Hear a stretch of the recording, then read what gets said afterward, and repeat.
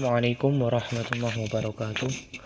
Alhamdulillahi rabbil alamin.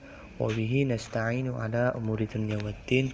Wa sallallahu wasallama ala sayyidina Muhammadin khatamin nabiyyin wa ala alihi wa sahbihi ajma'in, amma ba'du. Salam sejahtera bagi kita semua. Marilah pertama-tama kita panjatkan puja dan puji syukur kehadirat Allah Subhanahu wa taala yang telah memberikan kita senantiasa kesehatan serta perlindungan, rahmat, taufik serta hidayah kepada kita semua, sehingga kita masih bisa bermuajahah pada kesempatan kali ini.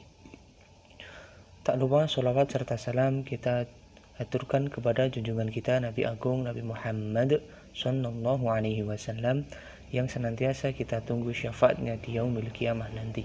Amin ya rabbal alamin. Perkenalkan, saya perwakilan dari kelompok 7 yang beranggotakan 1. Arina Salsabila Rabbani, 2. Fitra Nurul Effendi, dan yang ketiga Robiah Al-Adawiyah. Perkenalkan, kami di sini akan menyampaikan sebuah materi tentang sejarah perkembangan tafsir di zaman Rasulullah SAW. Kita masuk ke materi yang pertama, yaitu tentang tafsir pada masa Rasulullah SAW. Al-Quran merupakan salah satu wahyu terbesar yang diterima oleh Rasulullah SAW yang diturunkan oleh Allah melalui perantara malaikat Jibril. Pada saat Al-Quran diturunkan, Rasulullah SAW berfungsi sebagai mubayyin, yaitu pemberi penjelasan. Artinya adalah beliau yang menjelaskan kepada para sahabat tentang arti dan kandungan tentang firman-firman Allah Subhanahu wa taala, khususnya ayat-ayat yang kurang difahami dan samar artinya bagi kalangan sahabat. Dalam Quran surat An-Nahl ayat 44, Allah Subhanahu wa taala berfirman, A'udzu billahi minasyaitonir rajim. Bismillahirrahmanirrahim. Bil bayyinati waz zabur wa anzalna ilaika dzikra litubayyina lin-nasi ma nuzzila ilaihim wa la'allahum yatafakkarun, yang artinya keterangan-keterangan mukjizat dan kitab-kitab, dan kami turunkan kepadamu Al-Quran agar kamu menerangkan pada umat manusia apa yang telah diturunkan kepada mereka dan supaya mereka memikirkan. Sebagaimana pengertian dari Rasul yang pernah kita pelajari, yaitu Rasul merupakan seorang laki-laki pilihan Allah Subhanahu wa taala yang diberikan wahyu untuk dirinya sendiri dan untuk umatnya. Pada slide yang selanjutnya, Imam As-Suyuti dan Imam Az-Zahabi dalam kitabnya Al-Iqtan fi Ulumil Quran dan At-Tafsir wa Al-Mufassirun telah mengumpulkan sebagian besar tafsir nubuwah tersebut. Penafsiran Al-Quran dengan Al-Quran merupakan tingkat tafsir yang paling tinggi. Karena apa?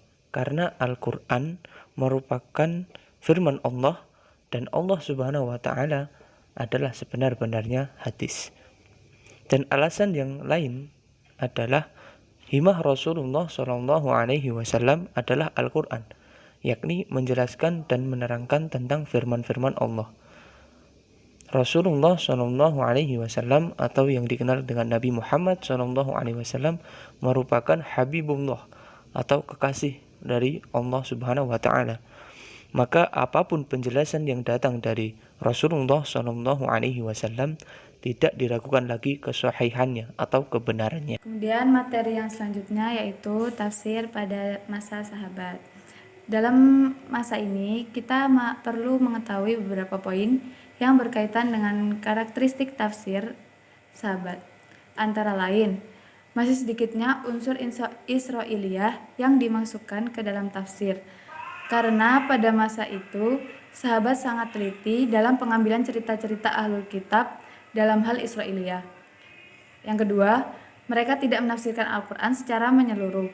Karena sebagian besar ayat Al-Quran nampak sangat jelas bagi mereka karena mendalamnya pemahaman mereka akan bahasa Al-Quran, dan mereka juga menyadari bahwa keadaan masyarakat pada saat itu belum begitu membutuhkan penafsiran terhadap ayat Al-Quran. Kemudian yang ketiga, belum ada kodifikasi atau pembukuan terhadap tafsir. Dalam periode ini tidak ada sedikit pun tafsir yang dibukukan, sebab pembukuan baru dilakukan pada abad kedua. Di samping itu, tafsir hanya merupakan cabang dari hadis yang belum mempunyai bentuk yang teratur. Selanjutnya, masih sedikit perselisihan atau perbedaan di antara mereka dalam memahami suatu ayat karena kurangnya penafsiran dari mereka. Kemudian yang kelima, sebagian besar dari mereka hanya memahami dengan makna ijmali atau secara global, tidak dengan makna tafsili atau secara rinci. Yang terakhir, tafsir masih bisa berformat hadis.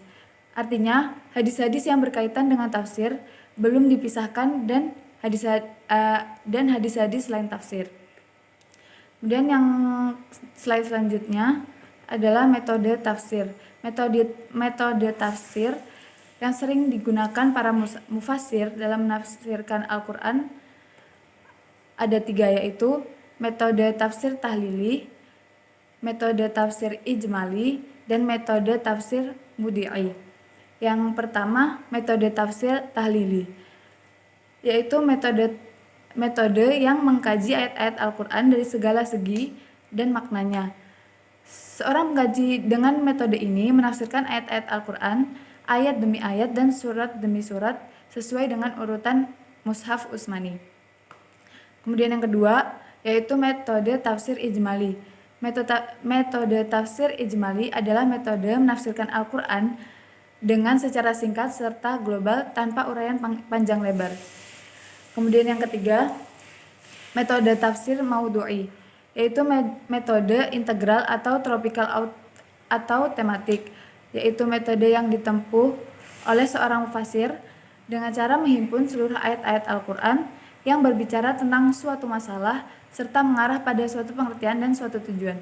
Sekalipun ayat-ayat tersebut turunnya itu berbeda-beda, tersebar pada beberapa surat, demikian juga waktunya. Presentasi dari teman saya. Di sini saya akan menjelaskan mengenai tokoh-tokoh tafsir pada masa sahabat.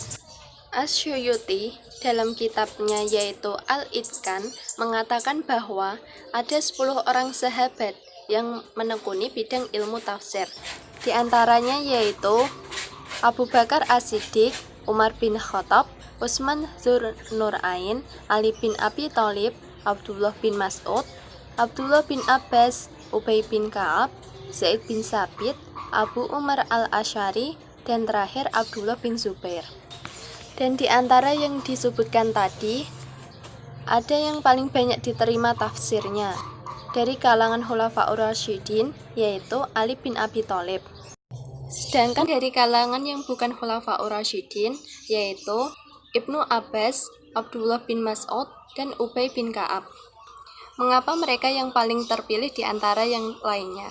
Karena mereka sangat pandai dalam berbahasa Arab dan memahami betul mengenai bahasa dalam Al-Quran.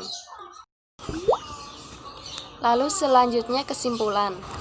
Dari pemaparan materi yang tadi sudah disebutkan, dapat kita simpulkan bahwa pada masa Nabi Muhammad SAW, beliau menjadi mubayyin atau pemberi penjelasan mengenai bahasa Al-Quran kepada para sahabatnya, dan ketika Rasulullah wafat, maka penerus penafsir Al-Quran yaitu para sahabatnya, dan sanadnya tidak diragukan lagi karena langsung berasal dari Rasulullah SAW.